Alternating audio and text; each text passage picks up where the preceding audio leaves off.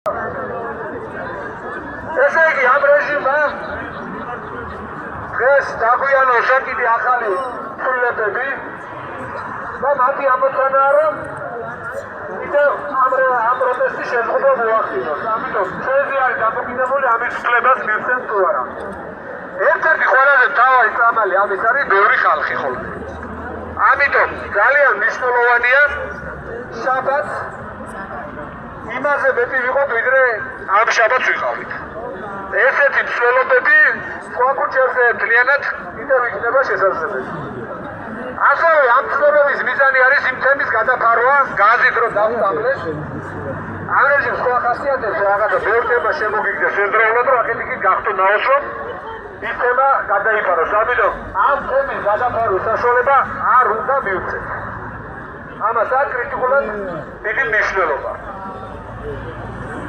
ეს ცვლილებები ჯერ არ არის მიღებული, მაგრამ დაახლოებით რა ტიპის ცვლილებების მიღება უნდა, თუნდაც რომ თქვენიც რომ არ შევზვათოთ ბოლოს რომ ტროტუარების შეკეთება დაიწყეს, რომელიც აბსოლუტურად უკანონო იყო და უნდა ვიგითითონ იქით წამოდი აქეთ წადი. ამ უკანონობის შედეგად ხალხი რომ დაიჭირეს, აი ამის დაკანონება უნდათ რომ ფაქტობრივად განძის საზღვარს სადიარო.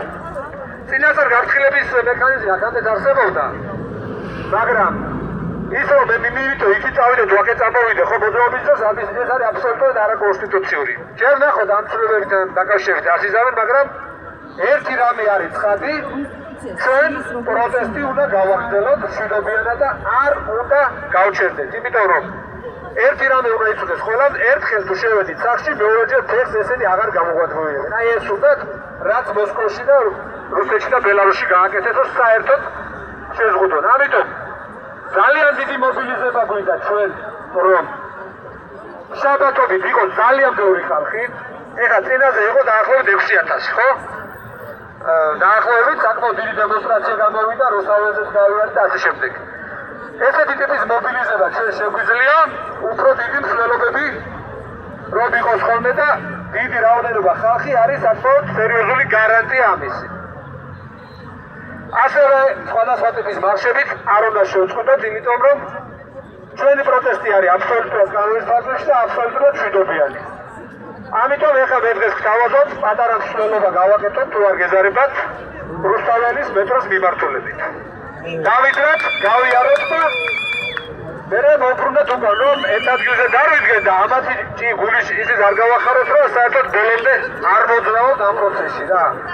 ამიტომ ბოლომდე მეგობრებო, ესეთი ტიპის ცვლილებებს ჩვენ ველოდებოდით, იმიტომ რომ ეს რეჟიმი მუდმივად კიდევ რაღაცებს მოიფიქრებს და ჩვენ შემოსწავლით რაღაცები მოვიფიქროთ, რომ შეძლების დაგვარად ნაკლები დანაკარგით იქნება თუ ასე შემდეგ გავაგრძელოთ ბრძოლა. მაგრამ ისიც რეალობაა, რომ ნელა-ნელა ეს მანევრირების დიაპაზონსაც გვიზღუდავენ. ამიტომ ყველაზე დიდი რესურსი არის ბევრი ხალხი, როდესაც გამოდის, ბევრს ვერაფერს ვერ აკეთებენ. ამიტომ სამართლებრივად ჩვენ შეტყობინებები გვაქვს შეტანილი ასე შემდეგ, მაგრამ მოკლედ ეს არის ჩვენი წამალი. დაახლოებით 5 წუთში დავიწყეთ რუსთაველის მეტროს მიმართულებით. მადლობა.